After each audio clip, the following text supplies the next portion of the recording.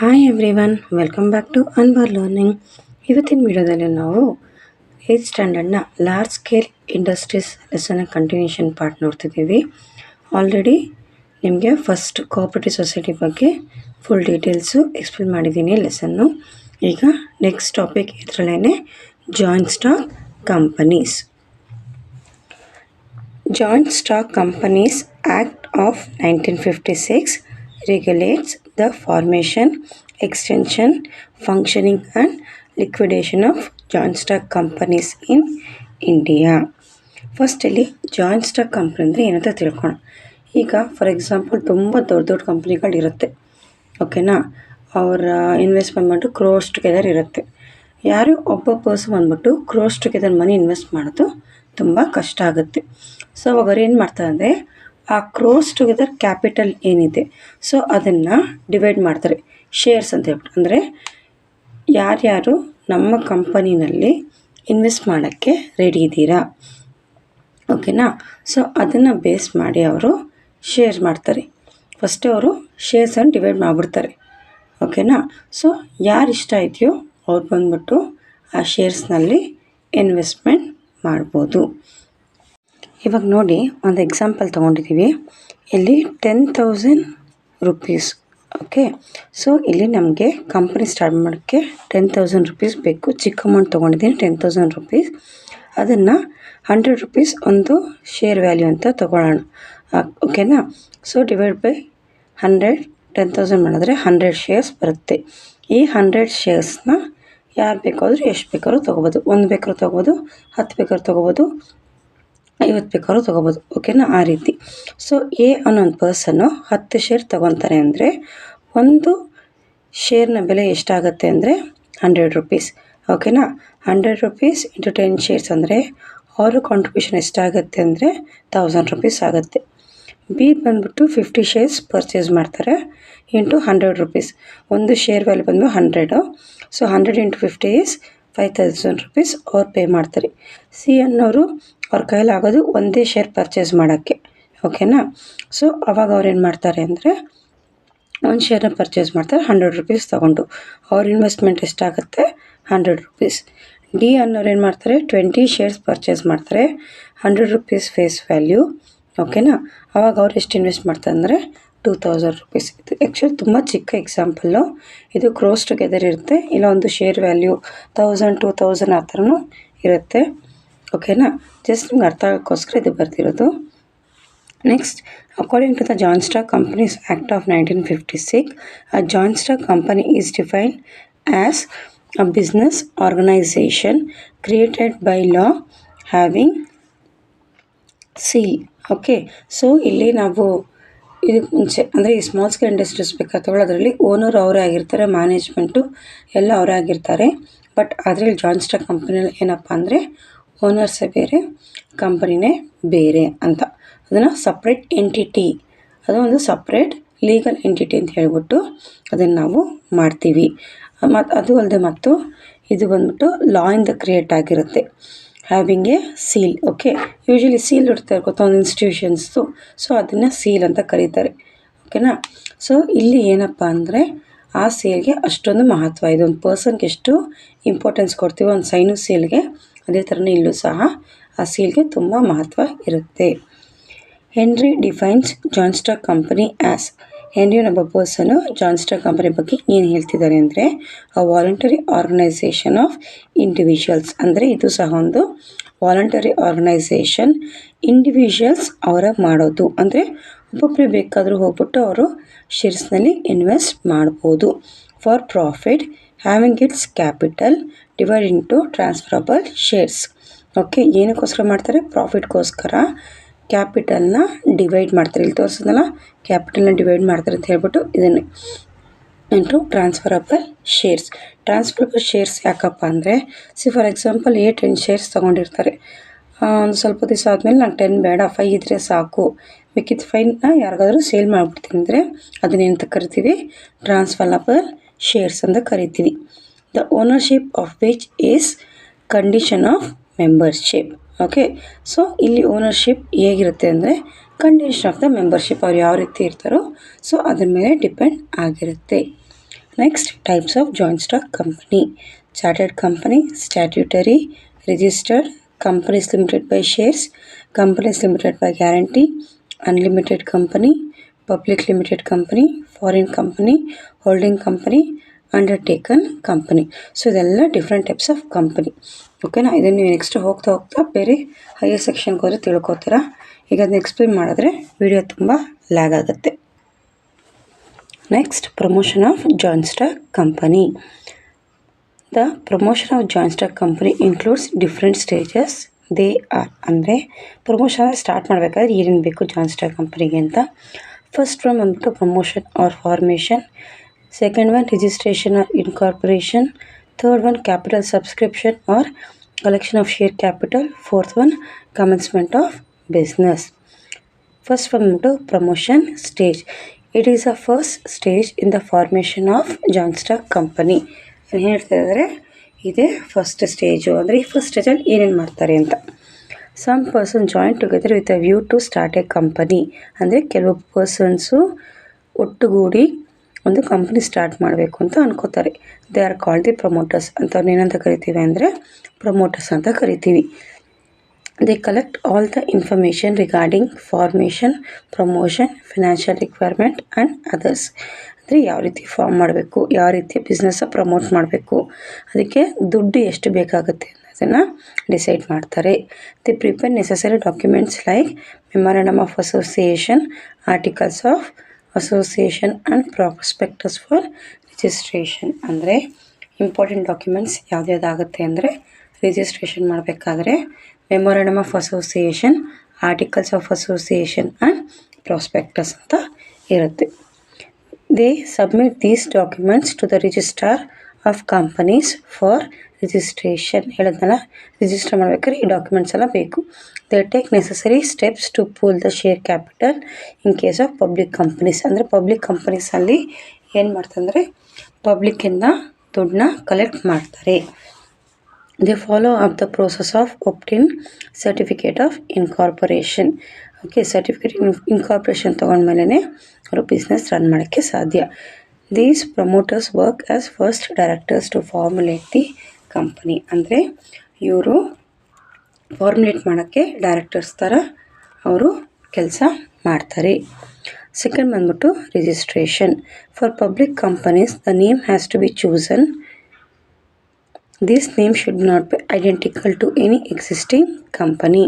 So ಇಲ್ಲಿ ಏನಾಗುತ್ತೆ ಅಂದರೆ ರಿಜಿಸ್ಟ್ರೇಷನಲ್ಲಿ ಪಬ್ಲಿಕ್ ಕಂಪನೀಸ್ಗೆ ಅವರು ಹೆಸರನ್ನ ಚೂಸ್ ಮಾಡಬೇಕಾಗತ್ತೆ. ಮತ್ತು ಆ ನೇಮ್ ಏನಿರಬೇಕು ಅಂದರೆ ಬೇರೆ ಕಂಪನಿಗೆ ಮ್ಯಾಚ್ ಆಗಬಾರ್ದು, ಐಡೆಂಟಿಕಲ್ ಇರಬಾರ್ದು. Of patronage of the government company. ಅಂದರೆ ಯಾವುದೇ ಗೌರ್ಮೆಂಟ್ ಕಂಪನಿಗೆ ಅದು ಇದಾಗಬಾರ್ದು, ಅಂದರೆ ಸೇಮ್ ಇರಬಾರ್ದು. The promoters then submit the requisition letter along with the return document such as memorandum of association and articles of association. Okay, so ಅಲ್ಲೇನು ಮಾಡ್ತಾರೆ, requisition letter ಕೊಟ್ಟು memorandum of association and articles of ಅಸೋಸಿಯೇಷನ್ನ ರಿಜಿಸ್ಟರ್ಗೆ ಕೊಡ್ತಾರೆ with prescribed stamp duty. Okay, ಅಲ್ಲಿ ಎಷ್ಟು ದುಡ್ಡು ಬೇಕು ಅದನ್ನು ಅಲ್ಲಿ ಪೇ ಮಾಡಬೇಕಾಗುತ್ತೆ, stamp duty. The document must be sign by the first 7 directors. ಇಲ್ಲಿ ಯಾರು ಮಾಡಬೇಕು, ಫಸ್ಟ್ 7 ಡೈರೆಕ್ಟರ್ಸು ಅದನ್ನು ಸೈನ್ ಮಾಡಿರಬೇಕು. It should contain the name of the company. ಏನಿರಬೇಕು ಅದರಲ್ಲಿ, name of the company, the name of the first 7 directors, their address, their consent to act as first directors along with 2 witness. ಅಂದರೆ ಅವರು board of directors act ಮಾಡೋಕ್ಕೆ ಇಷ್ಟ ಇದೆ ಅಂತ consent form ಕೊಡಬೇಕು. ಅವರ ನೇಮು, ಅಡ್ರೆಸ್ಸು ಮತ್ತು ಅದಕ್ಕೆ 2 ವಿಟ್ನೆಸ್ ಇರಬೇಕು. A chartered accountant or practicing advocate of Supreme Court must contain it stating that all required formalities are fulfilled. Okay, chartered accountant ಅಥವಾ ಅಡ್ವೊಕೇಟ್ ಆಫ್ ಸುಪ್ರೀಂ ಕೋರ್ಟ್ ಅದರ ಇಬ್ಬರಲ್ಲಿ ಯಾರಾದರೂ ಒಬ್ಬರು ಅದಕ್ಕೆ ಎಲ್ಲ ಡಾಕ್ಯುಮೆಂಟ್ಸು ಕರೆಕ್ಟಾಗಿದೆ ಅಂಥೇಳಿ ಅವರು ಹೇಳಬೇಕು. The register of companies ವೆರಿಫೈಸ್ all the details and documents and after getting convinced register in the register of corporation of companies issues a certificate of incorporation. ಇಲ್ಲಿ ಈ ರಿಜಿಸ್ಟರ್ ಬಂದ್ಬಿಟ್ಟು ಸ್ಯಾಟಿಸ್ಫೈ ಆದರೆ ಅವರು ಸರ್ಟಿಫಿಕೇಟ್ ಇನ್ಕಾರ್ಪೊರೇಷನನ್ನು ಅವರು ಇಶ್ಯೂ ಮಾಡೋಕ್ಕೆ ನೋಡ್ತಾರೆ. Next, the important documents required for the formation of joint stock company are memorandum of association and articles of association. ಇದಕ್ಕೆ ಮುಂಚೆ ನಾವು ಡಿಸ್ಕಸ್ ಮಾಡಿದ್ವಲ್ಲ ಅದೇ same. In case of public limited companies prospectus is issued to public to pool the share capital. ಅಂದರೆ ಈ public limited ಕಂಪ್ನೀಸಲ್ಲಿ ಏನು ಮಾಡ್ತಾರೆ ಅಂದರೆ ಅವ್ರಿಗೆ ಶೇರ್ ಕ್ಯಾಪಿಟಲ್ ಅಂದರೆ ಜನರಿಂದ ದುಡ್ಡನ್ನ ಕಲೆಕ್ಟ್ ಮಾಡಬೇಕಾದ್ರೆ ಅವರು ಏನು ಮಾಡ್ತಾರೆ ಅಂದರೆ ಪ್ರಾಸ್ಪೆಕ್ಟ್ನ ಇಶ್ಯೂ ಮಾಡ್ತಾರೆ. ಅದನ್ನು ಇಶ್ಯೂ ಮಾಡಿದ್ರೆ ಮಾತ್ರ ಅವ್ರಿಗೆ ಪಬ್ಲಿಕ್ ಅದನ್ನು ನೋಡಿಬಿಟ್ಟು ಈ ಕಂಪ್ನಿಯವರ ಈ ರೀತಿ ಐಡಿಯಾಸ್ ಇಟ್ಕೊಂಡಿದ್ದಾರಾ ಅಂತ ಹೇಳ್ಬಿಟ್ಟು ಎಲ್ಲ ಚೆಕ್ ಮಾಡಿ ಆಮೇಲೆ ಪಬ್ಲಿಕ್ ಇಂಟ್ರೆಸ್ಟ್ ಇದ್ದರೆ ಅವರು ಅದರಲ್ಲಿ ಇನ್ವೆಸ್ಟ್ ಮಾಡ್ತಾರೆ. The memorandum of association contains the aims and objectives of the company. Okay, ಈ ಮೆಮೊರಾಂಡಮ್ ಆಫ್ ಅಸೋಸಿಯೇಷನ್ನ ಶಾರ್ಟಾಗಿ MOA ಅಂತ ಕರೀತಾರೆ. ಓಕೆನಾ, ಅದರಲ್ಲಿ ಏನಿರುತ್ತೆ ಅಂದರೆ ಆಬ್ಜೆಕ್ಟಿವ್ಸ್ ಆಫ್ ದಿ ಕಂಪನಿ, ಅಂದರೆ ಯಾವ ಪರ್ಪಸ್ಗೋಸ್ಕರ ನೀವು ಕಂಪನಿನ ಸ್ಟಾರ್ಟ್ ಮಾಡ್ತಿದ್ದೀರಾ ಅಂತ ಹೇಳ್ಬಿಟ್ಟು. The different types of shares, the ways of subscription etcetera. ಓಕೆನಾ, ಮತ್ತು ಯಾವ ರೀತಿ ಶೇರ್ಸ್ ಇರುತ್ತೆ ಮತ್ತು ಯಾವ ರೀತಿ ನೀವು ಅದನ್ನು ತೊಗೋಬೇಕು, ಸಬ್ಸ್ಕ್ರಿಪ್ಷನ್ ಅಂದರೆ ಅದನ್ನು ಯಾವ ರೀತಿ ನೀವು ಪರ್ಚೇಸ್ ಮಾಡ್ತೀರಾ. ನೆಕ್ಸ್ಟ್ ಸೆಕೆಂಡ್ ಒಂದು ಬಂದ್ಬಿಟ್ಟು the articles of association contains the rules and regulation regarding the administration of the company. ಅಂದರೆ ಇದರಲ್ಲಿ ಏನಂತಂದರೆ ಇನ್ನು ಕಂಪನಿನೇ ಸ್ಟಾರ್ಟ್ ಮಾಡಿರಲ್ಲ, ಬಟ್ ಆದರೂ ಇದು ಜನರಿಂದ ದುಡ್ಡು ತೊಗೊಳೋದ್ರ ಕಾರಣದಿಂದ ಅವರು ಆರ್ಟಿಕಲ್ಸ್ ಆಫ್ ಅಸೋಸಿಯೇಷನ್ ಅಂದರೆ AOAನಲ್ಲಿ ಏನು ಇನ್ಕ್ಲೂಡ್ ಮಾಡ್ತಾರೆ ಅಂದರೆ ಕಂಪನಿ ಸ್ಟಾರ್ಟ್ ಆದರೆ ಯಾವ ರೀತಿ ಅಡ್ಮಿನಿಸ್ಟ್ರೇಷನ್ ಇರುತ್ತೆ ಅನ್ನೋದನ್ನು ಸಹ ಇಲ್ಲಿ ನಾವು ಡೀಟೇಲಾಗಿ ಕೊಡಬೇಕಾಗಿ ಬರುತ್ತೆ. ನೆಕ್ಸ್ಟ್ ಬಂದ್ಬಿಟ್ಟು third stage capital subscription stage. After receiving the certificate of incorporation the director issues prospectus to the public. Okay, so incorporation ಇದೆಲ್ಲ ಡಾಕ್ಯುಮೆಂಟ್ಸಲ್ಲಿ ಕೊಟ್ಟಾಗ ಅವ್ರು ಏನು ಕೊಡ್ತಾರೆ, ಸರ್ಟಿಫಿಕೇಟ್ ಆಫ್ ಇನ್ಕಾರ್ಪೊರೇಷನ್, ಯಾರು ರಿಜಿಸ್ಟ್ರಾರ್ ಆಫ್ ದಿ ಕಂಪನಿ. ಓಕೆನಾ, ಸೊ ಅವ್ರಿಗೆ ಪ್ರಾಸ್ಪೆಕ್ಟಸ್ ಎಲ್ಲ ಆಗುತ್ತೆ. Next with this seal capital subscription to the company starts. So ಇದರಿಂದ ಕ್ಯಾಪಿಟಲ್ ಸಬ್ಸ್ಕ್ರಿಪ್ಷನ್ನು ಸ್ಟಾರ್ಟ್ ಆಗುತ್ತೆ. A private limited company cannot issue prospectus but in Liu of prospectus a statement is submitted to the registrar. ಅಂದರೆ public ಕಂಪನಿಯವ್ರು ಮಾತ್ರ ಪ್ರಾಸ್ಪೆಕ್ಟಸ್ನ issue ಮಾಡ್ತಾರೆ. ಇಲ್ಲಪ್ಪ ನಾವು ಪ್ರೈವೇಟಾಗಿ ಎಲ್ಲ ಮಾಡ್ತೀವಿ, ನಮ್ಮ ಹತ್ರನೇ ದುಡ್ಡಿದೆ ಅಂತ ಅದು ತುಂಬ ರಿಚ್ ಪೀಪಲ್ ಏನಾದರೂ ಸೇರಿಕೊಂಡು ಮಾಡಿದ್ರು ಅಂತ ಇಟ್ಕೊಳ್ಳಿ. ಸೊ ಆವಾಗ ಅದನ್ನು ಏನಂತ ಕರಿತೀವಿ ಅಂದರೆ ಲೀವ್ ಆಫ್ ಅಂದರೆ ಪ್ರಾಸ್ಪೆಕ್ಟಸ್. ಅದ್ರ ಬದಲು ನಾವು ಈ ಸ್ಟೇಟ್ಮೆಂಟ್ನ ಕೊಡ್ತಿದ್ದೀವಿ, ನಾವು ಪಬ್ಲಿಕ್ಕಿಂದ ಯಾವುದೇ ರೀತಿ ದುಡ್ಡು ಕಲೆಕ್ಟ್ ಮಾಡಲ್ಲ ಅಂತ ಹೇಳ್ಬಿಟ್ಟು ಅದನ್ನೇನಂತಾರೆ ಲೀವ್ ಆಫ್ ಪ್ರಾಸ್ಪೆಕ್ಟಸ್ ಅಂತ ಕರೀತಾರೆ. ನೆಕ್ಸ್ಟ್ ಫೋರ್ತ್ ಸ್ಟೇಜ್ ಬಂದ್ಬಿಟ್ಟು commencement of business. Even after raising the capital a public limited company cannot commence the business. ಈಗ ತಾನೇ ಹೇಳಿದ್ವಿ ಶೇರ್ ಕ್ಯಾಪಿಟಲ್ ಎಲ್ಲ ತೊಗೊಂಡ್ಮೇಲೆ ಪಬ್ಲಿಕ್ ಕಂಪ್ನಿ ಸ್ಟಾರ್ಟ್ ಮಾಡ್ಬೋದು, ಬಟ್ ಆದರೆ ಇಲ್ವಂತೆ ಅಲ್ಲೂ ಕಮೆನ್ಸ್ಮೆಂಟ್ ಆಫ್ ಬಿಸ್ನೆಸ್ ಮಾಡಬೇಕಾದ್ರೆ ಏನೋ ಅಂತಿದೆ ನೋಡೋಣ. In order to commence the business it should get certificate called certificate to commence the business.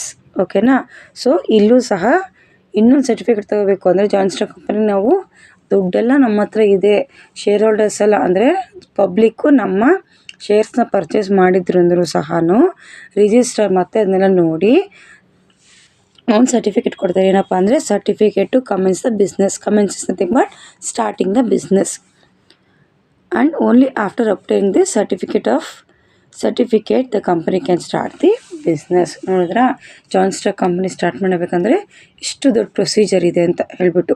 ಓಕೆನಾ, promotion stage, registration, capital subscription ಮತ್ತು ಕಮೆನ್ಸ್ಮೆಂಟ್ ಆಫ್ ಬಿಸ್ನೆಸ್. ನೆಕ್ಸ್ಟ್ ನೋಡೋಣ merits of joint stock companies. Merits ಅಂದ್ರೇನು, advantages of the joint stock company. First one, the liability of the share holders is limited. Liability ಅಂದರೆ ನಾವು ಅಂದರೆ company ಯಾರಿಗೆ ದುಡ್ಡು ಕೊಡಬೇಕು. ಓಕೆನಾ, ಇವಾಗ ಎಕ್ಸಾಂಪಲ್ ನೀವು ಎಲೆಕ್ಟ್ರಿಸಿಟಿ ಬಿಲ್ಸ್ ಆಗಿರ್ಬೋದು, ರೆಂಟು, ಸ್ಯಾಲ್ರೀಸ್ ಅದನ್ನೆಲ್ಲ ಲಯಬಿಲಿಟಿ ಅಂತಲೇ ಕರೆಯೋದು. ಓಕೆ, ಅಲ್ಲಿ ಕಡಿಮೆ ಇರುತ್ತೆ, ಯಾಕಂದರೆ ಇಲ್ಲಿ ಅವರು ಲಾಭನೇ ಆಗಲಿ ನಷ್ಟನೇ ಆಗಲಿ ಯಾವುದೇ ರೀತಿ ಖರ್ಚಾಗಲೂ ಎಲ್ಲ ಶೇರ್ ಹೋಲ್ಡರ್ಸ್ ಶೇರ್ ಮಾಡ್ಕೋತಾರೆ, ಅದಕ್ಕೋಸ್ಕರ ಅದು limited. That means when company incurs any loss or unable to clear the debts to the creditors, the liability of the shareholders is limited to the extent of their share amount. ಅಂದರೆ ನಾವು ಎಷ್ಟು ಅಮೌಂಟ್ನ invest ಮಾಡ್ತೀವೋ ಅದಕ್ಕೆ ತಕ್ಕನಂಗೆ ನಾವು ನಮ್ಮ debt ಇರುತ್ತೆ ಮತ್ತು ಲಯಬಿಲಿಟಿ ಇರುತ್ತೆ ಮತ್ತು ನಮ್ಮ ಲಾಸಸ್ಸು ಅದ್ರ ಮೇಲೆ ಡಿಪೆಂಡ್ ಆಗುತ್ತೆ. Second one, there is no limit for shareholders in the public limited companies, hence there is a possibility of raising more capital. ಓಕೆನಾ, ಇಲ್ಲಿ ಯಾವುದೇ ರೀತಿ ಲಿಮಿಟೇಷನ್ ಇಲ್ಲ ಶೇರ್ ಹೋಲ್ಡರ್ಸ್, ಬಿಕಾಸ್ ಯಾವ ರೀತಿ ಕಂಪನಿ ಎಕ್ಸ್ಪ್ಯಾಂಡ್ ಆಗ್ತಿರುತ್ತೋ ಅದೇ ರೀತಿ ಶೇರ್ ಹೋಲ್ಡರ್ಸೂ ಜಾಸ್ತಿ ಆಗ್ತಿರ್ತಾರೆ. ಸೊ ಆವಾಗ ಕಂಪನಿಗೆ ಜಾಸ್ತಿ ಕ್ಯಾಪಿಟಲ್ ಸಿಗುತ್ತೆ. Third one, the shares in public limited companies are freely transferable. It encourages public to come forward or invest their money in companies. ಅಂದರೆ ಇವಾಗ ಫಾರ್ ಎಕ್ಸಾಂಪಲ್ ಒಂದು ಎ ಅನ್ನೋರು ಶೇರ್ಸ್ ತೊಗೊಂಡಿರ್ತಾರೆ. 1 year 2 year 10 years ಆದಮೇಲೆ ಅವ್ರಿಗೆ ಬೇಡಪ್ಪ ನನಗೆ ಶೇರ್ಸು ನಾನು ಬೇರೆ ಯಾರಿಗಾದ್ರೂ ಟ್ರಾನ್ಸ್ಫರ್ ಮಾಡ್ತೀನಿ, ಇಲ್ಲ ನೀವು ತುಂಬ ಶಾರ್ಟ್ ಪೀರಿಯಡ್ ಬೇಕಾದ್ರೂ ಟ್ರಾನ್ಸ್ಫರ್ ಮಾಡ್ಬೋದು. ಓಕೆನಾ, ಆವಾಗ ಇನ್ನೊಬ್ಬ ಪರ್ಸನ್ನು ಅದನ್ನು ತೊಗೋಬೋದು. ಇಲ್ಲಿ ಕಂಪ್ನಿಗೆ ಹೋಗ್ಬಿಟ್ಟು ಇಲ್ಲ ನನಗೆ ಶೇರ್ಸ್ ಬೇಡ, ನಾನು ಶೇರ್ ಹೋಲ್ಡರ್ ಆಗಿರಲ್ಲ ಅಂತ ಏನೂ ಹೇಳೋಂಗಿಲ್ಲ. Without the knowledge of the company, ಓಕೆನಾ, ಅಂದರೆ ನೀವು ಶೇರ್ಸ್ನ ಈಸಿಯಾಗಿ ಟ್ರಾನ್ಸ್ಫರ್ ಮಾಡ್ಬೋದು. ನೆಕ್ಸ್ಟ್ ಯಾರು ಪರ್ಸನ್ ಇರ್ತಾರೋ ಅವ್ರ ನೇಮಲ್ಲಿ ಅಲ್ಲಿ ಶೇರ್ ಹೋಲ್ಡರ್ ಅಂತ ರೆಕಾರ್ಡ್ ಆಗುತ್ತೆ. Okay, next, a public joint stock company has a perpetual succession. The death or insolvency of any director or member does not lead to the dissolution of the company, for there is legal protection for the company. Okay, ಇಲ್ಲಿ for example ಈಗ ನಾವು ಸೋಲ್ trading ಕನ್ಸನ್ನೇ ತಗೊಳ್ಳಿ. ಅಲ್ಲಿ ಆ person ಸತ್ತೋದಂದರೆ ಅಂದರೆ ಸೋಲ್ trader ಸತ್ತೋದ್ರು ಅಂದರೆ ಅವ್ರ company ಆಗಲಿ ಅವ್ರ ಬಿಸ್ನೆಸ್ ಆಗಲಿ ಯಾರೂ ಮಾಡಲ್ಲ. ಬಟ್ ಇಲ್ಲಿ ಜಾಯಿಂಟ್ ಸ್ಟಾಕ್ ಕಂಪನಿದು ಸಪರೇಟ್ ಲೀಗಲ್ ಎಂಟಿಟಿ ಅಲ್ವಾ. ಸೊ ಅದರಿಂದ ಇಲ್ಲೇನಾಗುತ್ತೆ ಅಂದರೆ ಅವರು ಶೇರ್ ಹೋಲ್ಡರ್ಸ್ ಯಾರೇ ಬರಲಿ ಯಾರೇ ಹೋಗಲಿ ಕಂಪನಿಗೆ ಯಾವುದೇ ರೀತಿ ಪ್ರಾಬ್ಲಮ್ ಆಗಲ್ಲ ಅಂತ ಹೇಳ್ತಿದ್ದಾರೆ. Next, there is a large capital investment and manager ability, so it is possible to run large scale business. ಅಂದರೆ ಇಲ್ಲಿ ತುಂಬ ಜನ ಶೇರ್ ಹೋಲ್ಡರ್ಸ್ ಇರ್ತಾರೆ, ಅದೇ ರೀತಿ ಬೆಸ್ಟ್ ಮ್ಯಾನೇಜ್ಮೆಂಟು ಇರುತ್ತೆ. ಓಕೆನಾ, ಸೊ ಅದರಿಂದ ತುಂಬ ದೊಡ್ಡದಾಗಿ ಬಿಸ್ನೆಸ್ ಮಾಡ್ಬೋದು. ಲಾರ್ಜ್ ಸ್ಕೇಲ್ ಅಂದರೆ ತುಂಬ ದೊಡ್ಡದಾಗಿ ಬಿಸ್ನೆಸ್ ಮಾಡಬಹುದು. 6th point, large scale production helps for goods to be produced at lower cost and can be sold competitive prices. ಇಲ್ಲಿ ನಾವು ತುಂಬ ದೊಡ್ಡ ಕ್ವಾಂಟಿಟಿನಲ್ಲಿ ತುಂಬ ದೊಡ್ಡ ಮಟ್ಟದಲ್ಲಿ ಪ್ರೊಡಕ್ಷನ್ ಮಾಡ್ತಿರೋದ್ರಿಂದ ಅಲ್ಲಿ ಪ್ರಾಡಕ್ಟ್ಸು ತುಂಬ ಕಮ್ಮಿ ಬೆಲೆಗೆ ನಾವು ಸೇಲ್ ಮಾಡ್ಬೋದು. Next, the public limited companies provide employment to a large number of people. ಓಕೆನಾ, ಸೊ ಇಲ್ಲಿ ನಾವು ತುಂಬ ದೊಡ್ಡದಾಗಿ ಬಿಸ್ನೆಸ್ ಮಾಡ್ತಿದ್ರೆ ಅಲ್ಲಿ ಎಂಪ್ಲಾಯ್ಮೆಂಟ್ ಆಪರ್ಚುನಿಟಿ ಸಹ ಜಾಸ್ತಿನೇ ಇರುತ್ತೆ. Habits of thrifts is also encouraged among the people. ಅಂದರೆ ಅಲ್ಲೂ ಸಹ ನಾವು ಇಂಡೈರೆಕ್ಟಾಗಿ ಪೀಪಲ್ಗೆ ಎಂಕರೇಜ್ ಮಾಡ್ತಿದ್ದೀವಿ. 8th point, the companies contributes to the economic development of a nation by paying taxes and duties to the government. ಇವಾಗ ನಮ್ಮ ಪ್ರೊಡಕ್ಷನ್ ಜಾಸ್ತಿ ಇದೆ, employment opportunities ಜಾಸ್ತಿ ಇದೆ, ಸೊ ನಮ್ಮ ಸೇಲ್ಸು ಜಾಸ್ತಿ ಆಗುತ್ತೆ, ಪ್ರಾಫಿಟ್ ಜಾಸ್ತಿ ಆಗುತ್ತೆ. ಸೊ ಆವಾಗ ನಾವು ಗೌರ್ಮೆಂಟ್ಗೆ ಟ್ಯಾಕ್ಸ್ನ ಸಹ ಜಾಸ್ತಿ ಪೇ ಮಾಡ್ಬೋದು. ಆ ರೀತಿ ಗೌರ್ಮೆಂಟ್ಗೆ ಜಾಸ್ತಿ ಟ್ಯಾಕ್ಸ್ ಪೇ ಮಾಡಿದ್ರೆ ಅಲ್ಲೇನಾಗುತ್ತೆ ಅಂದರೆ ಅದು ಇಂಡೈರೆಕ್ಟಾಗಿ ಕಂಟ್ರಿ ಡೆವಲಪ್ಮೆಂಟ್ಗೆ ಸಾಧ್ಯ ಆಗುತ್ತೆ. Next, 9th one, administration is carried on by the expert. ಇಲ್ಲಿ ತುಂಬ ದೊಡ್ಡದಾಗಿ ಕಂಪನಿ ಇರೋದ್ರಿಂದ ತುಂಬ ತಿಳಿದಿರೋರು ಕಂಪನಿ ಬಗ್ಗೆ ಅಂಥವ್ರನ್ನ ನಾವು ಸೆಲೆಕ್ಟ್ ಮಾಡ್ತೀವಲ್ಲ, ಶೇರ್ ಹೋಲ್ಡರ್ಸ್ ಆಗಲಿ ಅಂಥವ್ರು ನೋಡಿ ಎಲ್ಲ ಸೆಲೆಕ್ಟ್ ಮಾಡ್ತಾರೆ. ಸೊ ಹಾಗಾಗಿ ಅಲ್ಲಿ ಗುಡ್ ಅಡ್ಮಿನಿಸ್ಟ್ರೇಷನ್ ಇರುತ್ತೆ. Next, joint stock companies help a country to earn more foreign exchange. It adds to the national income.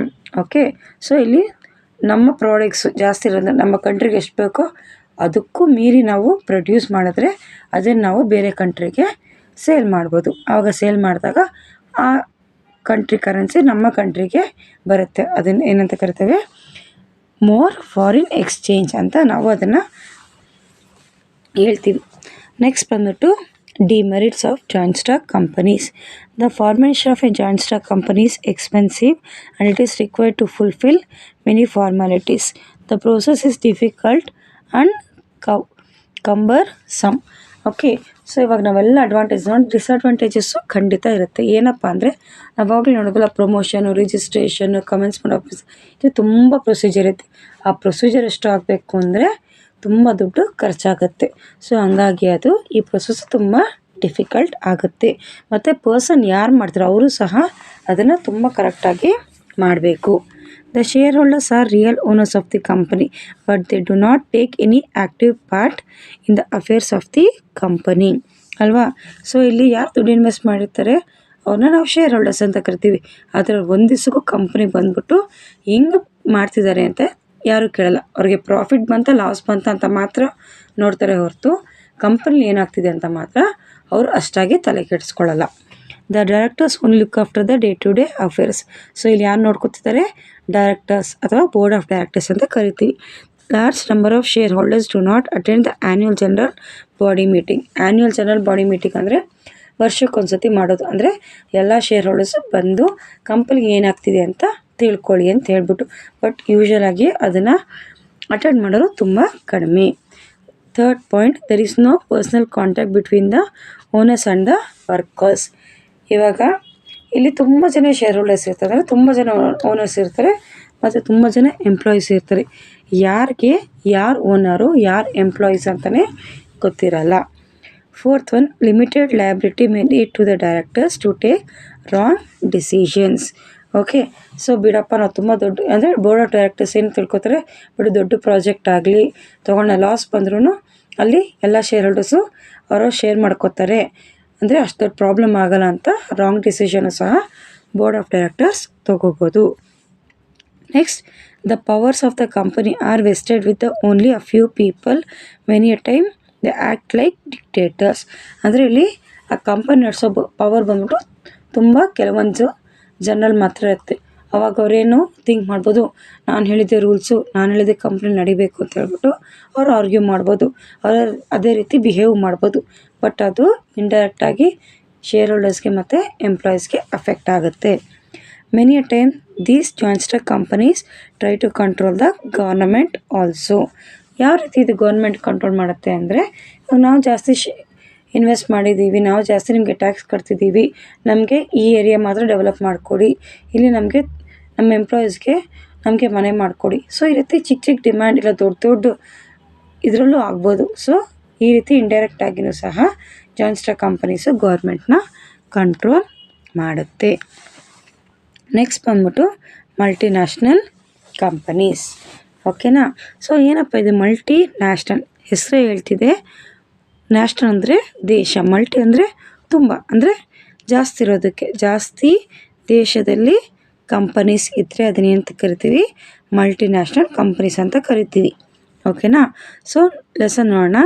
Multinational companies took their birth as early as by 1860. ಅಂದರೆ 1860ನಲ್ಲೇ ಈ multinational company ಅನ್ನೋದು start ಆಗುತ್ತೆ. It means they became popular after the second world war. ಇಲ್ಲಿ second world war ಆದಮೇಲೆ ಇವರು ತುಂಬ famous ಆಗ್ತಾರೆ. In the early days of USA was the homeland of these companies. Later on large number of such companies emerged in the European countries and Japan. First ಇದೆಲ್ಲಿ start ಆಗುತ್ತೆ ಅಂದರೆ USA start ಆಗುತ್ತೆ. ಅದಾದಮೇಲೆ ಎಲ್ಲಿ start ಆಗುತ್ತೆ ಅಂದರೆ European ಕಂಟ್ರೀಸಲ್ಲಿ ಮತ್ತು ಜಪಾನಲ್ಲಿ. Today multinational companies have developed even in developing countries. ಅಂದರೆ ಯಾವ ಕಂಟ್ರೀಸ್ ಇನ್ನೂ ಡೆವಲಪ್ ಆಗ್ತಿದೆಯೋ ಅಲ್ಲೂ ಸಹ ಮಲ್ಟಿನ್ಯಾಷನಲ್ ಕಂಪನೀಸ್ನ ನಾವು ನೋಡಬಹುದು. South Korea has a number of multinational companies like Samsung and Hyundai. ಇಷ್ಟೆಲ್ಲ ಕೇಳಿರ್ತೀವಲ್ಲ, Samsung washing machine, fridge, Hyundai cars. Indian companies such as Tata, Birla, Infosys, Wipro, etc. have become multinational companies.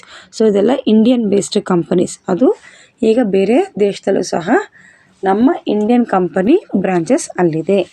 Next, meaning and explanation of multinational companies. A multinational company owns and manages business in 2 or more countries. ಅಂದರೆ ಒಂದು ಕಂಟ್ರಿಗಿಂತ ಹೆಚ್ಚಾಗಿ 2-3 ದೇಶದಲ್ಲಿ ಅವರ company ಇದ್ದರೆ ಅದನ್ನು ನಾವೇನಂತ ಕರಿತೀವಿ, multinational company ಅಂತ ಕರಿತೀವಿ. According to international labour organisation report, the essential management of the multinational companies lies in one country and the carry on their business in number of other countries. ಅಂದರೆ international labour organisation ಏನಂತ ಹೇಳ್ತಿದ್ದಾರೆ ಅಂತಂದರೆ, multinational companies ಒಂದು ಕಂಟ್ರಿನಲ್ಲಿ first ಅವರು ಬಿಸ್ನೆಸ್ನ start ಮಾಡ್ತಾರೆ ಮತ್ತು ಅವ್ರದ್ದು branches ತುಂಬ ಕಂಟ್ರಿನಲ್ಲಿ ಇರುತ್ತೆ. Example Sony Japan, Coca Cola USA, Samsung South Korea, Hindustan Lever United Kingdom, Philips Holland, Glaxo United Kingdom etcetera. So ಇದೆಲ್ಲ ಕಂಪನೀಸ್ ಬಂದ್ಬಿಟ್ಟು ನಮ್ಮ ದೇಶದಲ್ಲ, ಆಚೆ ಕಡೆಯಿಂದ ನಮ್ಮ ದೇಶಕ್ಕೆ ಬಂದು ಇಲ್ಲಿ ಅವರು ಬಿಸ್ನೆಸ್ ಮಾಡ್ತಿದ್ದಾರೆ. ನೆಕ್ಸ್ಟ್ ಇದ್ರ ಫೀಚರ್ಸ್ ಏನಪ್ಪ ಅಂದರೆ they are large companies, their assets are transactions and also a large scale. ಇವರು ತುಂಬ ಲಾರ್ಜ್ ಸ್ಕೇಲಾಗಿ ಬಿಸ್ನೆಸ್ ಮಾಡ್ತಿದ್ದಾರೆ ಮತ್ತು ಅವರು ತುಂಬ ಅಸೆಟ್ಸು ಮತ್ತು ಟ್ರಾನ್ಸಾಕ್ಷನ್ಸು ಸಹ ಜಾಸ್ತಿ ಇರುತ್ತೆ. They operate their business at least 6 countries. ನೋಡಿದ್ರೆ ಅಟ್ಲೀಸ್ಟ್ 6 ಕಂಟ್ರೀಸಲ್ಲಿ ಅವರು ಬಿಸ್ನೆಸ್ನ ಮಾಡ್ತಾರೆ. They produce goods even in the countries where they operate their business. Okay, so ಯಾವ ಕಂಟ್ರಿ ಬೇಕಾದರೂ ಅವರು ಆಪ್ರೇಟ್ ಮಾಡ್ಬೋದು. ಎಲ್ಲಿ ಪ್ರೊಡ್ಯೂಸ್ ಮಾಡ್ತಾರೆ ಗೂಡ್ಸ್ನ ಅಲ್ಲೂ ಸಹ ಮಾಡ್ತಾರೆ. ಫೋರ್ತ್ ಬಂದ್ಬಿಟ್ಟು they have centralise control from the head office. ಅಂದರೆ ಎಲ್ಲ ದೊಡ್ಡ ದೊಡ್ಡ ಕಂಪನಿ ನೋಡ್ತಾ ಹೆಡ್ ಆಫೀಸ್ ಅಂತ ಇರುತ್ತೆ. ಸೊ ಆ ಹೆಡ್ ಆಫೀಸ್ ಏನು ಮಾಡ್ತಂದರೆ ಬೇರೆ ಎಲ್ಲ ಕಂಟ್ರೀಸ್ನಲ್ಲಿರುವಂತಹ ಕಂಪನಿನ ಅದು ಕಂಟ್ರೋಲ್ ಮಾಡುತ್ತೆ. Next they have production, marketing and other financial in several countries. ಇವಾಗೆಲ್ಲ ಒಂದೇ ಕಡೆ ಮಾಡಬೇಕು ಅಂತಿಲ್ಲ. ಪ್ರೊಡಕ್ಷನ್ನು ಒಂದೇ ಕಂಟ್ರಿ ಮಾಡಿ ಸೇಲ್ ಮಾತ್ರ ಎಲ್ಲ ಕಂಟ್ರಿ ಮಾಡಬೇಕು ಅಂತಿಲ್ಲ. ಎಲ್ಲಿ ರಾ ಮೆಟೀರಿಯಲ್ಸು ಮತ್ತು ಅಲ್ಲಿ ಮಿಷನರಿ ಕಾಸ್ಟ್ ಎಲ್ಲ ಕಡಿಮೆ ಸಿಗುತ್ತೋ ಅಲ್ಲಿ ಅವರು ಏನು ಮಾಡ್ಬೋದು ಅಂದರೆ ಅವರು ಪ್ರೊಡಕ್ಷನ್ನ ಮಾಡ್ಬೋದು. They play important role in the international trade. ಯಾಕಪ್ಪ ಇಂಟರ್ನ್ಯಾಷನಲ್ ಟ್ರೇಡ್? ಬಿಕಾಸ್ ಅವರು ಒಂದು ಕಂಟ್ರಿ ಬಾರ್ಡರ್ನ ಬಿಟ್ಟು ಇನ್ನೊಂದು ಕಂಟ್ರಿ ಬಾರ್ಡರ್ಗೆ ಹೋಗಿದ್ದಾರೆ. ಸೊ ಅಲ್ಲಿ ಇಂಟರ್ನ್ಯಾಷನಲ್ ಟ್ರೇಡು ಖಂಡಿತವಾಗ್ಲೂ ಬರುತ್ತೆ. They provide technological facilities in the countries which come under there preview.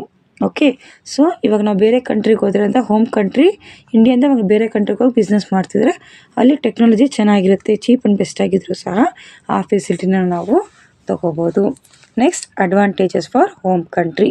Home country ಅಂದರೆ ಫಾರ್ ಎಕ್ಸಾಂಪಲ್ ನಾವು ಫಸ್ಟು ಬಿಸ್ನೆಸ್ ಇಂಡಿಯಾದಲ್ಲಿ ಸ್ಟಾರ್ಟ್ ಮಾಡಿದ್ದೀವಿ, ಹೆಡ್ ಆಫೀಸು ಎಲ್ಲ ಇಂಡಿಯಾದಲ್ಲೇ ಇದ್ದರೆ ಅದನ್ನು ನಾವು ಹೋಮ್ ಕಂಟ್ರಿ ಅಂತ ಕರಿತೀವಿ. ನಮ್ಮ ಇಂಡಿಯಾ ಬಿಟ್ಟು ಬೇರೆ ಕಂಟ್ರಿ ನಾವು ಬಿಸ್ನೆಸ್ ಮಾಡ್ತಿದ್ರೆ ಅದನ್ನು ನಾವು ಏನಂತ ಕರಿತೀವಿ ಅಂದರೆ ಹೋಸ್ಟ್ ಕಂಟ್ರಿ ಅಂತ ಕರಿತೀವಿ. ಓಕೆನಾ. ಅದರಲ್ಲಿ ಫಸ್ಟ್ ಅಡ್ವಾಂಟೇಜ್ ಬಂದ್ಬಿಟ್ಟು they obtain raw materials from host countries at lower price. ಓಕೆನಾ. ಸೊ ಇವಾಗ ಬೇರೆ ಕಂಟ್ರಿನಲ್ಲಿ ತುಂಬ ಕಡಿಮೆ ಬೆಲೆಗೆ ಪ್ರಾಡಕ್ಟ್ ಸಿಗ್ತಿದೆ ಅಂದರೆ ರಾ ಮೆಟೀರಿಯಲ್ಸ್ ಸಿಗ್ತಿದೆ ಅಂದಾಗ ಖಂಡಿತವಾಗ್ಲೂ ಹೋಮ್ ಕಂಟ್ರಿಯವರು ಅಲ್ಲಿಂದ ಮೆಟೀರಿಯಲ್ಸ್ನ ತೊಗೋಬೋದು.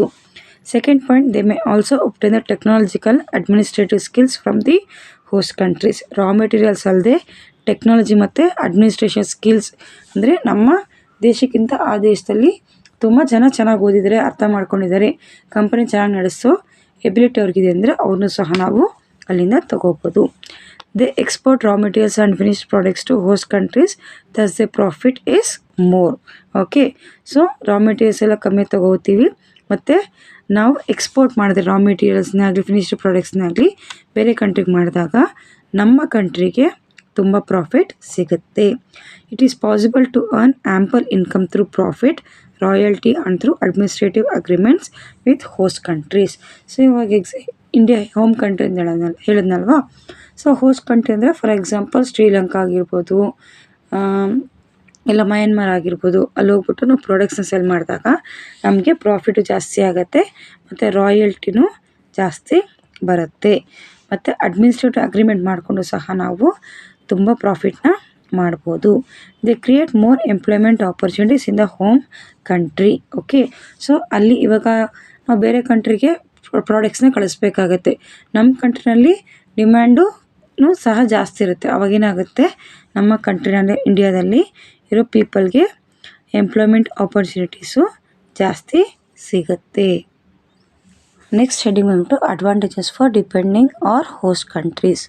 ಓಕೆ, ಸೊ ನಾನು ಹೇಳೋದನ್ನೆಲ್ಲ ಬೇರೆ ಕಂಟ್ರಿನಲ್ಲಿ ನಾವು ಮಾಡ್ತಿರ್ತೀವಿ, ಅದನ್ನು ನಾವು ಹೋಸ್ಟ್ ಕಂಟ್ರಿ ಅಂತ ಕರಿತೀವಿ. First one, the capital investment increases even in the host countries. Okay, so ಇವಾಗ ನಮ್ಮ ಇಂಡಿಯಾದಿಂದ ನಾವು ಬೇರೆ ಕಂಟ್ರಿಗೆ ಅಲ್ಲಿ ನಾವು ಇನ್ವೆಸ್ಟ್ ಮಾಡ್ತಿದ್ರೆ ಅಲ್ಲಿ ಏನಾಗುತ್ತೆ ಅಂದರೆ ಅವರ ಕ್ಯಾಪಿಟಲ್ ಫಾರ್ಮೇಷನು ಸಹ ಇನ್ಕ್ರೀಸ್ ಆಗುತ್ತೆ. ಫಾರ್ ಎಕ್ಸಾಂಪಲ್ ಮಯನ್ಮಾರ್ಗೆ ಮಾಡ್ತಿದ್ದೀವಿ ಅಂದರೆ ಅಲ್ಲಿ ಅವರು ಒಂದು ವರ್ಷಕ್ಕೆ ಒಂದು 10 ಕೋಟಿ ಮಾತ್ರ ಮಾಡ್ತಿದ್ರು ಅಂದರೆ ನಮ್ಮ ಕಡೆಯಿಂದ ಹೋದರೆ 11 ಕೋಟಿ ಇನ್ವೆಸ್ಟ್ ಮಾಡ್ಬೋದು. ಸೊ ಅಲ್ಲಿ 1 ಕೋಟಿ ಜಾಸ್ತಿ ಆಗುತ್ತೆ, ಅದು ತುಂಬ ಹೆಲ್ಪ್ ಆಗುತ್ತೆ. If the host countries are developing countries, the home country provides technology and through administrative procedure it causes revolution. So ಇವಾಗ ನಾವು ಯಾವುದೋ ಹೋಸ್ಟ್ ಕಂಟ್ರಿಗೆ ಹೋಗಿರ್ತೀವಿ, ತುಂಬ ಹಿಂದೆ ಇರುತ್ತೆ. ಸೊ ಆವಾಗ ಏನಾಗುತ್ತೆ ಅಂದರೆ ಇಲ್ಲಿಂದ ನಾವು ಟೆಕ್ನಾಲಜಿನ ಅವ್ರಿಗೆ ಕೊಡ್ಬೋದು. The host countries are helped by the increase of export and decrease of imports. Host countries ಅವಾಗ ಅಲ್ಲಿನ ಟೆಕ್ನಾಲಜಿ ಚೆನ್ನಾಗಿದೆ ಅಂದರೆ ಇವಾಗ ಮಯನ್ಮಾರ್ಗೆ ಇಂಡಿಯಾದಿಂದ ಹೋದ್ರು ಅಂತ ಇಟ್ಕೊಳ್ಳಿ. ಸೊ ಇಂಡಿಯನ್ ಟೆಕ್ನಾಲಜಿ ಎಲ್ಲ ಬಳಸ್ಕೊಂಡು ಅವರು ಇನ್ನು ಜಾಸ್ತಿ ಎಕ್ಸ್ಪೋರ್ಟ್ ಮಾಡ್ಬೋದು ಇಂಪೋರ್ಟ್ಗೆ ಕಂಪೇರ್ ಮಾಡಿದ್ರೆ.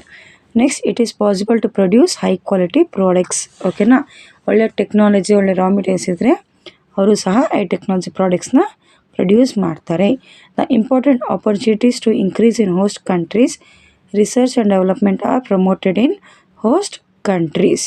ಓಕೆ, ಸೊ ಅಲ್ಲಿ ಹೋಸ್ಟ್ ಕಂಟ್ರಿನಲ್ಲಿ ರಿಸರ್ಚ್ ಆ್ಯಂಡ್ ಡೆವಲಪ್ಮೆಂಟು ಸಹ ಮಾಡೋಕ್ಕೆ ಸಾಧ್ಯ. The help the utilisation of internal resources. ಕೆಲವೊಂದು ಕಡೆ ಟೆಕ್ನಾಲಜಿ ಇಲ್ಲದೆ ಅಂದರೆ ಜನ ಯಾವ ರೀತಿ ಕೆಲಸ ಗೊತ್ತಿಲ್ಲದೆ ಎಷ್ಟೊಂದು ರಿಸೋರ್ಸಸ್ ವೇಸ್ಟಾಗಿ ಇರುತ್ತೆ. ಸೊ ಆವಾಗ ಈ ರೀತಿ ಬೇರೆ ಕಂಟ್ರಿಯಿಂದ ಹೋದಾಗ ಆ ನ್ಯಾಚುರಲ್ ರಿಸೋರ್ಸಸ್ನ ಅವರು ಯಾವ ರೀತಿ ಬೇಕೋ ಆ ರೀತಿ ಅದನ್ನು ಯೂಸ್ ಮಾಡ್ಬೋದು. ನೆಕ್ಸ್ಟ್ ಬಂದ್ಬಿಟ್ಟು demerits of multinational companies. Home country gets lion share in the profits. ಇಲ್ಲಿ ಹೋಮ್ ಕಂಟ್ರೀಸ್ ಯಾವುದಿರುತ್ತೋ ಅಲ್ಲಿ ಮೇಜರ್ ಶೇರ್ಸ್ ಯಾರಿಗೂ ಹೋಗುತ್ತೆ ಅಂದರೆ ಹೋಮ್ ಕಂಟ್ರಿಗೆ ಹೋಗುತ್ತೆ. ಬಟ್ ಹೋಸ್ಟ್ ಕಂಟ್ರಿಗೆ ಪ್ರಾಫಿಟ್ ತುಂಬ ಕಡಿಮೆ ಸಿಗುತ್ತೆ. That is first disadvantage. They develop dominance in host countries. Okay, ಅಲ್ಲಿ ಡಾಮಿನೇಷನ್ ಜಾಸ್ತಿ ಆಗುತ್ತೆ. ಹೋಮ್ ಕಂಟ್ರಿರೋ ಹೋಸ್ಟ್ ಕಂಟ್ರಿನ ಡಾಮಿನೇಷನ್ ಜಾಸ್ತಿ ಮಾಡ್ತಾರೆ. Third, the competition in host countries May manage the ಮೊನೋಪೊಲಿ of multinational companies May increase. ಅಂದರೆ ಕೆಲವೊಂದು ಸತಿ ಮಲ್ಟಿನ್ಯಾಷನಲ್ ಕಂಪ್ನೀಸ್ ಏನು ಮಾಡ್ತಾರೆ ಅಂದರೆ ಮೊನೋಪೊಲಿ ಮಾಡ್ತಾರೆ. Next, there are many complaints against these companies that they are not respecting human rights. ಇವಾಗ ಒಂದು ಕಂಟ್ರಿಂದ ಇನ್ನೊಂದು ಕಂಟ್ರಿಗೆ ಹೋಗ್ತಾರೆ. ನಮ್ಮ ಕಂಟ್ರಿ ವೆದರ್ ಕಂಡೀಷನ್ಗೆ ಒಂದು ಎಂಪ್ಲಾಯಿ 10 ಅವರ್ ಕೆಲಸ ಮಾಡ್ಬೋದು, ಬಟ್ ಅಲ್ಲಿನ ವೆದರ್ ಕಂಡೀಷನ್ಗೆ 6 ಅವರ್ ಕೆಲಸ ಮಾಡೋಕ್ಕೆ ಆಗುತ್ತೆ ಅಂತ ಇಟ್ಕೊಳ್ಳಿ. ಇಲ್ಲ, ನಾವು ಯಾವ ರೀತಿ ಹೇಳ್ತೀವಿ ನೀವು ಅದೇ ರೀತಿ ಕೆಲಸ ಮಾಡಬೇಕು, ನಮ್ಮ ಕಂಟ್ರಿ 10 ಅವರ್ ಕೆಲಸ ಮಾಡ್ತಾರೆ, ನೀವು ಯಾಕೆ ಮಾಡೋಕ್ಕ ಅಂತ ಮಾಡೋದು. ಆ ರೀತಿ ಹ್ಯೂಮನ್ ಬೀಯಿಂಗ್ಸ್ಗೆ ಯಾವುದೇ ರೀತಿ ರೆಸ್ಪೆಕ್ಟ್ ಕೊಡ್ತಿರೋದು ತುಂಬ ತಪ್ಪಾಗುತ್ತೆ. There is a chance for reduction of natural resources in host countries. ನಾನು ಹೇಳಿದ್ನಲ್ಲ ಆವಾಗಲೇ ಅಡ್ವಾಂಟೇಜಲ್ಲಿ ಹೇಳಿದ್ದು, ಎಷ್ಟು ಬೇಕೋ ರಿಸೋರ್ಸು ಯೂಸ್ ಮಾಡ್ಬೋದ. ಆದರೆ ಅದೇ ರಿಸೋರ್ಸ್ನ ನಾವು ತುಂಬ ಯೂಸ್ ಮಾಡಿದ್ರೆ ಹೋಸ್ಟ್ ಕಂಟ್ರಿಯಲ್ಲೂ ಸಹ ಎಕಲಾಜಿಕಲ್ ಇಂಬ್ಯಾಲೆನ್ಸ್ ಆಗುತ್ತೆ. ಅಲ್ಲೂ ಸಹ ನ್ಯಾಚುರಲಿ ತುಂಬ ಪ್ರಾಬ್ಲಮ್ಸ್ ಆಗುತ್ತೆ, ನೇಚರಲ್ಲಿ ತುಂಬ ಪ್ರಾಬ್ಲಮ್ಸ್ ಆಗುತ್ತೆ. Next, many a time they follow unscrupulous method to avoid paying taxes. ಅಂದರೆ ತುಂಬ ಫ್ರಾಡ್ ಮೆಥಡ್ಸ್ ಮಾಡೋದು ಟ್ಯಾಕ್ಸ್ ಪೇ ಮಾಡದೇ ಇರೋಕ್ಕೆ. The habits of the people change in host countries. Example Coca Cola. ಓಕೆನಾ, ಸೊ ನಮ್ಮ ಇಂಡಿಯಾದಲ್ಲಿ ಕೋಕೋ ಕೋಲಾ ಅನ್ನೋ concept ಬಂದ್ಬಿಟ್ಟು ತುಂಬ ಅಂದರೆ ಒಂದು 20-30 ವರ್ಷದ ಮುಂಚೆ ಇರಲಿಲ್ಲ. ಅದಾದಮೇಲೆ ಯಾವಾಗ ನಮ್ಮ ಇಂಡಿಯಾಕ್ಕೆ ಕೋಕೋ ಕೋಲಾ ಕಂಪನಿ ಬಂತು ಆವಾಗಿಂದ ಈ ಡ್ರಿಂಕ್ಸ್, ಸಾಫ್ಟ್ ಡ್ರಿಂಕ್ಸ್ ಎಲ್ಲ ಸ್ಟಾರ್ಟ್ ಆಗಿತ್ತು. ಸೊ ಇಲ್ಲಿ ನಮ್ಮ ಫುಡ್ ಹ್ಯಾಬಿಟ್ಸೇ ಇಂಡಿಯನ್ಸು ಚೇಂಜ್ ಆಗೋಯ್ತು. ಇವನ್ ಪಿಜ್ಜಾ ಆಗಲಿ ಬರ್ಗರ್ ಆಗಲಿ ಫುಡ್ ಹ್ಯಾಬಿಟ್ ಚೇಂಜ್ ಆಗೋಯ್ತು. They explore the labour force in the host countries. Many a time they do not transfer technology in a proper way. ನಾನು ಹೇಳಿದ್ನಲ್ಲ ಟೆಕ್ನಾಲಜಿನ ಕಳಿಸ್ಬೋದು ಅಂತ, ಬಟ್ ಯಾವ ಬೆಸ್ಟ್ ಟೆಕ್ನಾಲಜಿನ ಕಳಿಸ್ತಿದ್ದೀರಾ ಅನ್ನೋದು ಸಹ ತುಂಬ ಇಂಪಾರ್ಟೆಂಟ್ ಆಗುತ್ತೆ. They try to interfere in the political affairs of the nation. ಕೆಲವೊಂದು ಸತಿ ಮಲ್ಟಿನ್ಯಾಷನಲ್ ಕಂಪನೀಸ್ ಏನು ಮಾಡುತ್ತೆ ಅಂದರೆ ಪೊಲಿಟಿಕಲ್ ಮ್ಯಾಟರ್ಸಲ್ಲೂ ಸಹ ಅದು ಇಂಟರ್ಫಿಯರ್ ಆಗುತ್ತೆ.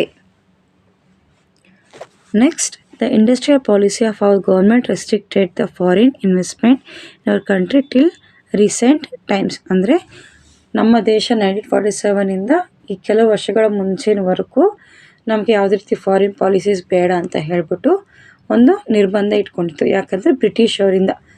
ಓಕೆನಾ, so but since economic liberalisation policy of India in 1991 many multinational companies have started their operations in India.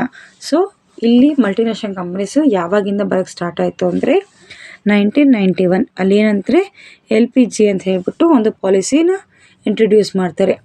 LPG ಅಂದರೆ ಲಿಬ್ರಲೈಸೇಷನ್, ಪ್ರೈವೇಟೈಸೇಷನ್ ಆ್ಯಂಡ್ ಗ್ಲೋಬಲೈಸೇಷನ್ ಅಂತ ಹೇಳ್ಬಿಟ್ಟು. ಸೊ ಆವಾಗಿಂದ ಫಾರಿನ್ ಕಂಪನೀಸು ನಮ್ಮ ಇಂಡಿಯಾದಲ್ಲಿ ಮತ್ತು ನಮ್ಮ ಕಂಪನೀಸು ಫಾರಿನ್ ಕಂಟ್ರೀಸ್ನಲ್ಲಿ ಹೋಗಿ ಅವರ ಬಿಸ್ನೆಸ್ನ ಎಕ್ಸ್ಪೆಂಡ್ ಮಾಡೋಕ್ಕೆ ಚಾನ್ಸ್ ಸಿಗುತ್ತೆ. At the same time, the number of Indian firms also have become multinational companies. Example, Wipro, Infosys. In India, about 40 MNCs are working as of now. ನಮ್ಮ ದೇಶದಲ್ಲಿ ಇವಾಗ ಎಷ್ಟು ಕಂಪನೀಸ್ ಇದೆ, multinational companies ಅಂದರೆ 40 ಇದೆ. So far, we have learned in brief about sole trading concern, partnership, Hindu-owned business firms, cooperative societies, joint stock companies, and multinational companies, which comes under private sector.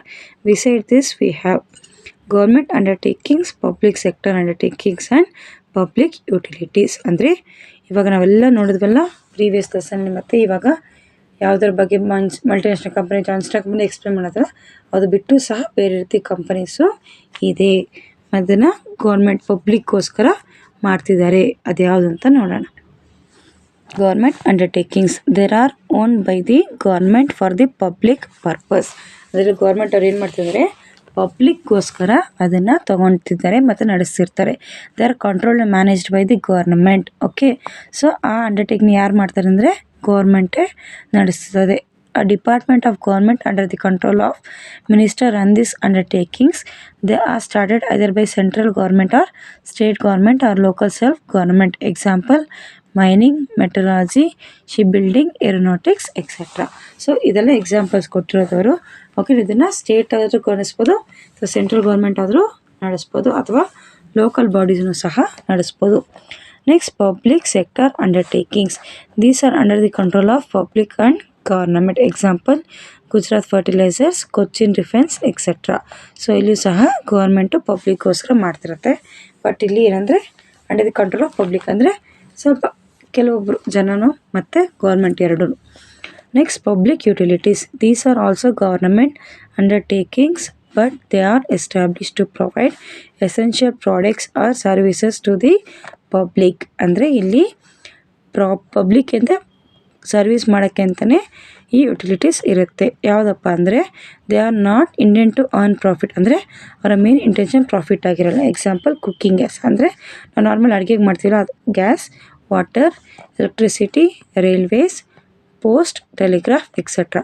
So ಇಲ್ಲಿ ಯಾವ್ಯಾವ department ಕೊಡಿದ್ರೆ ಎಲ್ಲನೂ ಅವರ profit ಅಂತ ಅಲ್ಲಿ ಜನಸೇವೆನೇ ತುಂಬ ಮುಖ್ಯ ಆಗಿರುತ್ತೆ. Next ಬಂದ್ಬಿಟ್ಟು ಸ್ಟಾಕ್ ಎಕ್ಸ್ಚೇಂಜ್.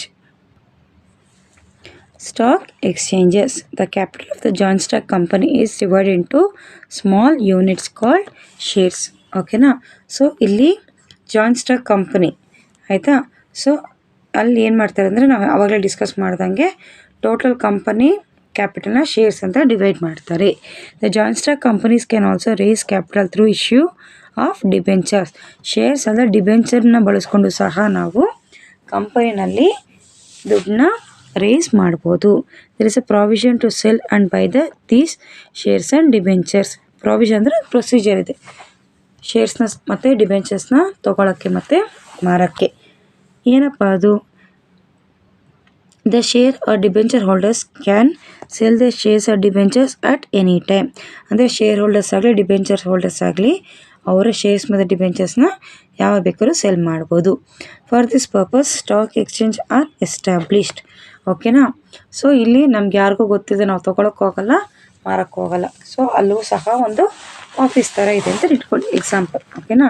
ಸೊ ಅದನ್ನು ಏನಂತ ಕರಿತೀವಿ ಅಂದರೆ ಸ್ಟಾಕ್ ಎಕ್ಸ್ಚೇಂಜ್ ಅಂತ ಕರಿತೀವಿ. ಓಕೆನಾ. ಸೊ ಈ ಸ್ಟಾಕ್ ಎಕ್ಸ್ಚೇಂಜರ್ ಏನು ಮಾಡ್ತಾರೆ ಅಂತ ಇಲ್ಲಿ, in India the first share market was started in 1875 at Mumbai, and even today it is one of the prestigious stock market in the world. Okay. So ಅಲ್ಲಿ 1875ನಲ್ಲಿ ಒಂದು ಸ್ಟಾರ್ಟ್ ಮಾಡ್ತಾರೆ Bombay stock exchange ಅಂದ್ಬಿಟ್ಟು. ಇವತ್ತಿನವರೆಗೂ ಅದು ಆ್ಯಕ್ಟಿವಲ್ಲೇ ಇದೆ, ಅದು ತುಂಬ ಇಂಪಾರ್ಟೆಂಟು ಸಹ ಆಗಿದೆ. Only the shares and debentures of listed of joint stock companies can be enter into the stock exchanges. Nowadays Kolkata and Bangalore stock exchanges facilitates to carry out their business through electronic media. So ಇಲ್ಲಿ electronic media help ತಗೊಂಡು ಶೇರ್ಸ್ನ ಡಿಬೆಂಚರ್ಸ್ನ ಮತ್ತು ಓಕೆನಾ ಅಲ್ಲಿ sale ಮಾಡ್ತಿದ್ದಾರೆ. ಕೋಲ್ಕತ್ತಾ ಮತ್ತು ಬ್ಯಾಂಗ್ಳೂರು ಸಹ ತುಂಬ ಚೆನ್ನಾಗಿ ಶೇರ್ಸ್ನ ಸೆಲ್ ಮಾಡೋಕ್ಕೆ ಮತ್ತು ಪರ್ಚೇಸ್ ಮಾಡೋಕ್ಕೆ ಹೆಲ್ಪ್ ಆಗ್ತಿದೆ. All stock exchanges are control by a board called securities exchange board of India. So ಈ ರೀತಿ ಯಾವುದೇ ರೀತಿ ಫ್ರಾಡ್ ಆಗಬಾರ್ದು ಸ್ಟಾಕ್ ಎಕ್ಸ್ಚೇಂಜಸ್ನಲ್ಲಿ. ಸ್ಟಾಕ್ ಅಂದರೆ nothing but shares and debentures, ಓಕೆನಾ. ಸೊ ಅದನ್ನು ಒಂದು ಬೋರ್ಡ್ ಬಂದ್ಬಿಟ್ಟು ಪ್ರೊಟೆಕ್ಟ್ ಮಾಡುತ್ತೆ. ಯಾವುದಂದರೆ ಅದು ಸೆಬಿ, ಅಂದರೆ securities exchange board of India ಅಂತ ಹೇಳಿ ಲೆಸನಲ್ಲಿ ನೋಟ್ಸ್ ಪಾರ್ಟು ಇನ್ಕ್ಲೂಡ್ ಮಾಡ್ತಿದ್ದೀನಿ, ಓಕೆನಾ. ಸೊ ಫಸ್ಟ್ ಮೇನ್ ಬಂದ್ಬಿಟ್ಟು answer the following. Give 4 examples of public utility service companies, ಓಕೆನಾ.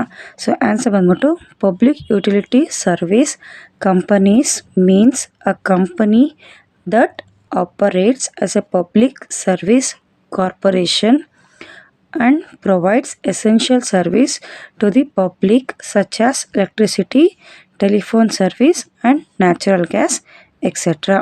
Example ಬಂದ್ಬಿಟ್ಟು natural gas company, electricity company, telephone company, water company.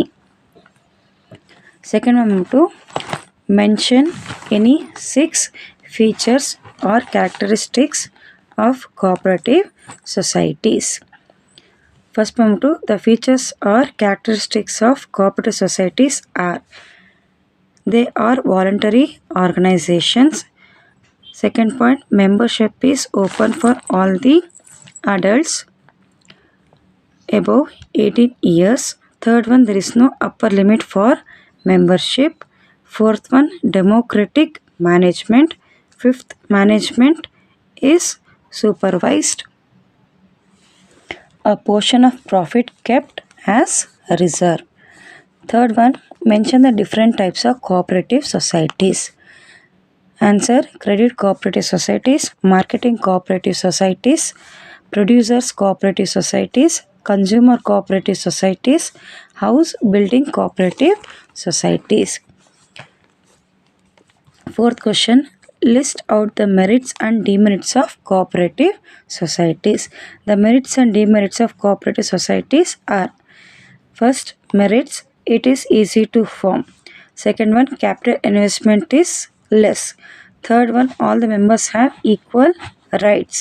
Fourth one, each member will have one vote.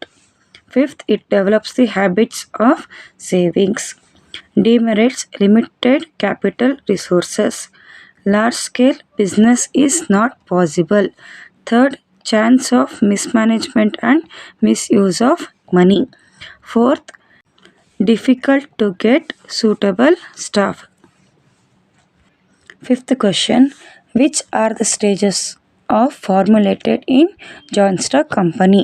The stages of formulating joint stock companies are: first is promotion, second registration or incorporation, third capital subscription or collection of share capital, fourth commencement of business.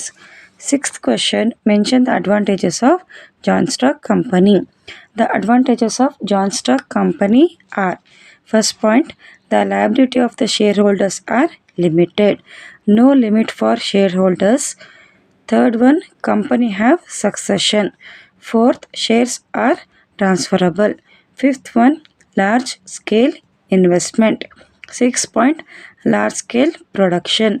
Seventh point, huge job opportunities. Eighth point, more tax to government. Ninth, administration carried by experts. 10th, more foreign exchange. Next question, what are the advantages of multinational companies to home country? Answer, obtaining raw materials at low price. Second one, obtaining technical and administrative skills from host country.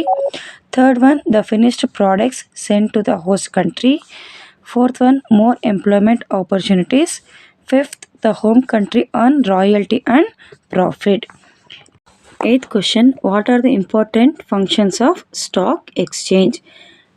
Answer, determining the securities prices, maintaining liquidity, indicating economic state, raising capital, attracting foreign investment. Next, second main, fill in the blanks. The formation of cooperative societies is regulated as per the Indian Cooperative Act of 1912. Answer is 1912. Second one, the first cooperative society in the world was started by Robert Owen in England country. Answer is Robert Owen in England country. Next, third one, the cooperative societies come into existence after receiving certificate of registration from Registration of Cooperative Society. Answer is Register of Cooperative Society. Fourth one, the maximum number of members in cooperative societies is unlimited. Answer is unlimited. Fifth one, the first cooperative society was started in Karnataka at Kanaganadala Grama in Gadag Taluk. Answer is Kanaganahala Grama in Gadag Taluk. Next, the first stage of the formation of joint stock company is promotion stage. Answer is promotion stage. Seventh one, the most important documents required to start joint stock company are Articles of Association and Memorandum of Association. Eighth one, the multinational company were first started in USA. Answer is USA. Ninth one, the example of multinational companies with Indian origin are Infosys and Wipro. Answer is Infosys and Wipro. 10th question, the first share market was started in India at Mumbai. Answer is Mumbai. ಇನ್ನು ಈ ಲೆಸನಲ್ಲಿ ನಿಮ್ಗೆ ಏನಾದರೂ doubts ಇದ್ದರೆ comment ಮಾಡಿ, ನಿಮ್ಮ friends and ಫ್ಯಾಮ್ಲಿಗೆ share ಮಾಡಿ. ಯಾವುದಾದ್ರೂ topic ಅರ್ಥ ಆಗಿಲ್ಲ ಅಂದರೆ ಕಮೆಂಟ್ ಮಾಡಿ, ಖಂಡಿತವಾಗ್ಲೂ ನಿಮಗೆ ಹೆಲ್ಪ್ ಮಾಡ್ತೀನಿ. ನಾವು ಕಲಿಯೋಣ, ಬೇರೆಗೂ ಕಲಿಸೋಣ, ನಾವು ಬೆಳೆಯೋಣ, ಎಲ್ಲರನ್ನೂ ಬೆಳೆಸೋಣ. ತಪ್ಪದೇ ಚಾನಲ್ಗೆ ಲೈಕ್ ಮಾಡಿ, ಸಬ್ಸ್ಕ್ರೈಬ್ ಮಾಡಿ, ಪಕ್ಕದಲ್ಲಿರುವ ಬೆಲ್ ಐಕಾನ್ನ ಪ್ರೆಸ್ ಮಾಡೋದನ್ನು ಮರಿಬೇಡಿ. Thank you.